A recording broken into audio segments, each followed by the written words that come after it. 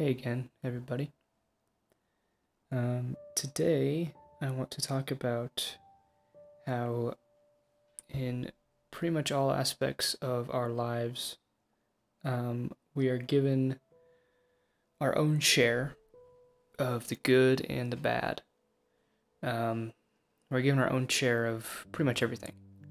Depending on how you grew up, what household you grew up in, the people that you surrounded yourself with, people that you're around right now, um, and kind of the things that those that our different choices lead us to. Um, we can kind of be given our share of the good and of the bad.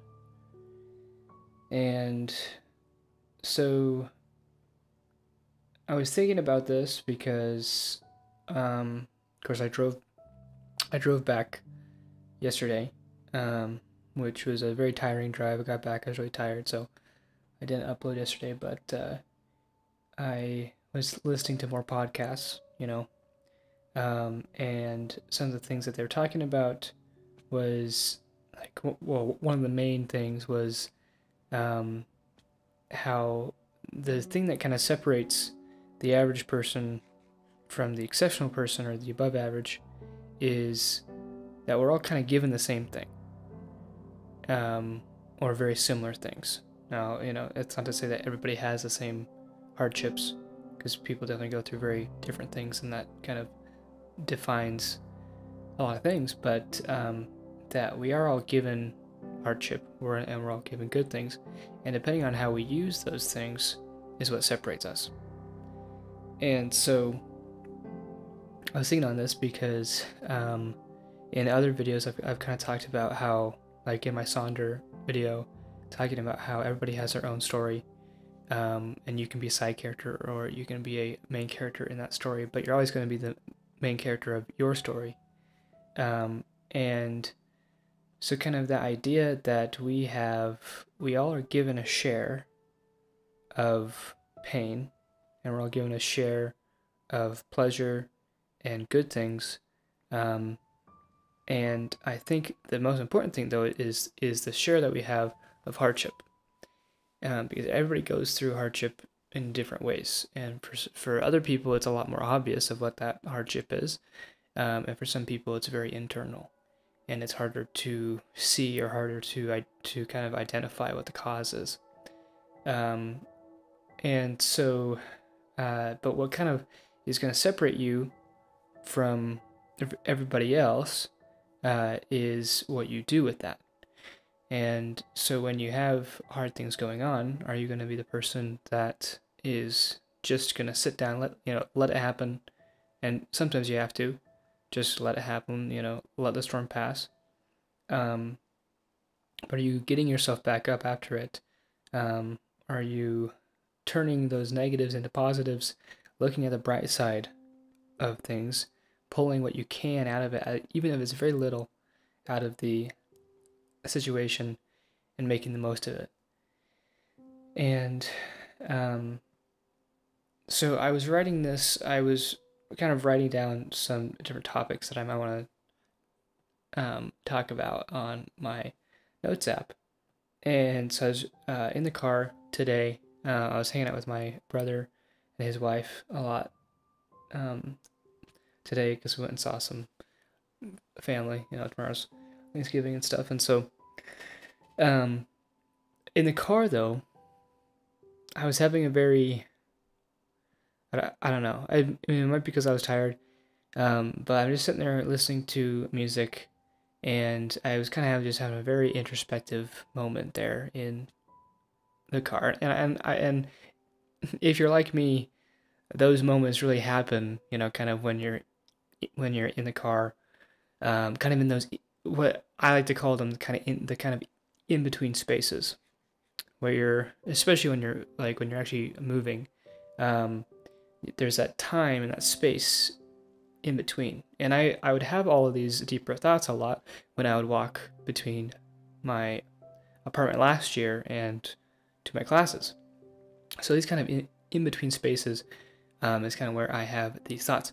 But anyway, I was writing down some of these thoughts while I was in the car today.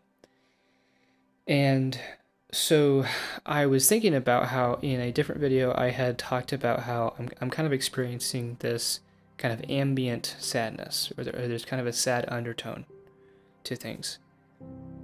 And but then I kind of thought, okay, what what would be the inverse of it? What if I'm looking at this wrong? And what if there's a better perspective to look at it from? And so then of course the opposite of that would be that there's an underlying joy, or there's an underlying happiness. And I think I'm more accurate with that one. And I think right now I'm in a sad spot. I'm definitely on the tail end of it. I can definitely feel myself getting better, and I'm kind of having more of my priorities being set straight and set into proper focus. And so, but I was thinking about this of I'm just feeling bad, but there's always this underlying tone of happiness. There's always something I can look at, and with tomorrow being Thanksgiving, if you're American listening to this, there's always something to be grateful for. So there's always going to be there's always going to be that underlying tone of happiness. And it just depends on if you're looking for it or not. And I think that the reason why there is an underlying tone of happiness is because it's a lot easier to wake up, be in a bad mood, and complain mentally, and you're kind of just like, oh, I have to go do this, I have to go do this, just gotta get through the day. And you can kind of have that negative mindset all day long, and that's kind of an easy mindset to have. And I would say it's easier to do that than it is to wake up and say, all right, I get to go do this. I'm going to make the most. I'm going to make somebody smile. I'm going to smile to myself. I'm going to make somebody laugh. I'm going to be a light, and I'm going to be happy today. And I'm going to do things that make me feel good, even if they hurt a little bit. I'm going to work out. I'm going to confront this fear. And so you always have the choice. And I think the easier choice is always going to be negative. And so that's why it's so, especially today, especially when that's kind of what everybody else is doing. When you walk by people, even if they're looking up, most people don't really have a super happy expression on their face, and it could just be kind of that, RBF, just the, resting face that's not super appealing. But, I do think people, and this is just from me, you're always afraid of what other people think looking at you, when you're like out and about, and you're just kind of like, man, I hope I look good. And so that stress can kind of make you look angry, and, there's plenty of things to be stressed about. But so that's why I think it's the harder choice to be positive. But it's the necessary choice. And you can endure any pain if there's a purpose to it.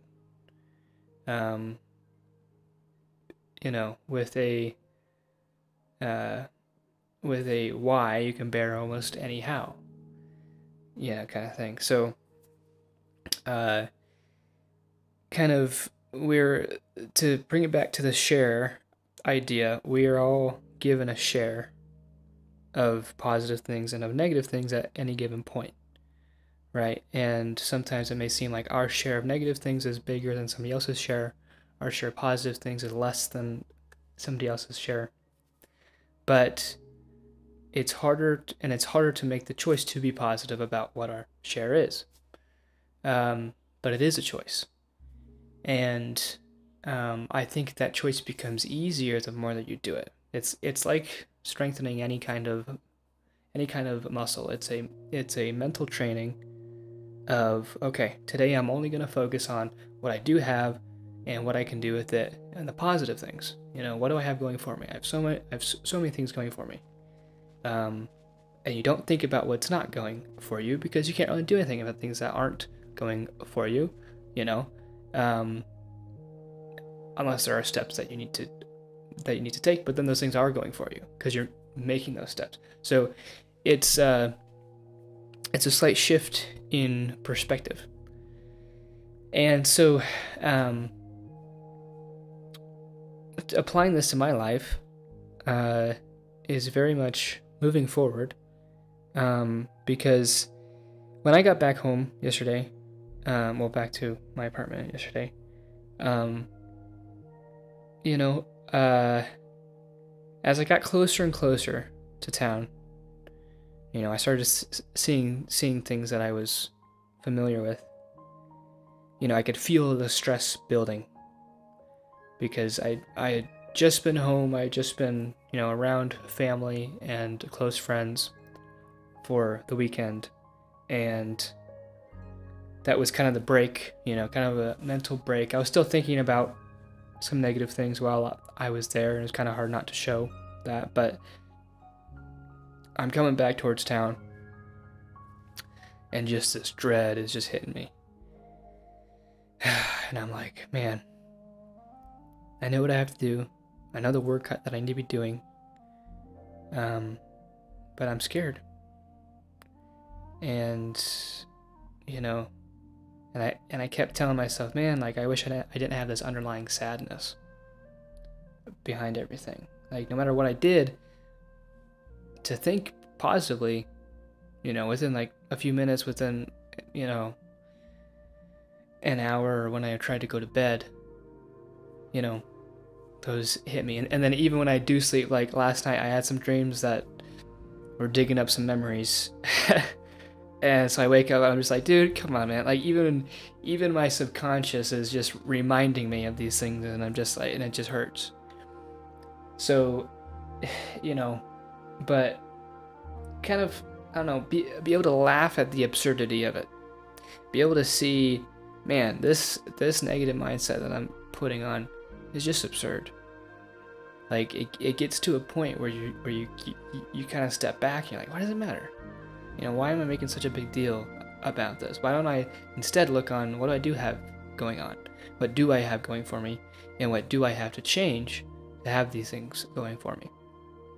And approach it with a smile, even if you can't show it physically. Be smiling in your mind, knowing that just because you feel bad doesn't mean you are bad. And I think Theo Von said that. I watch a lot of his quotes or his stuff. Yeah, he said, like, just because I'm feeling bad doesn't mean I am bad. Doesn't mean I can't take some action. So you can always take action. And yeah, so definitely still going through some stuff. Working on it. Went to the hot tub last night and talked to a couple guys that I met there last week. Super, super nice. So I'm hopefully making some friends, and should hopefully be getting some other things going here soon, since classes will be starting back up on Monday. But, I'm going to try to enjoy Thanksgiving tomorrow, and I hope you guys too, for my American listeners. And even if you aren't, take tomorrow to look at the things that are positive, look at what you are grateful for and what you do have, and count those blessings, because that list is never ending, and it will only continue to grow. So thanks for listening, thanks for watching, and I'll see you guys in the next one.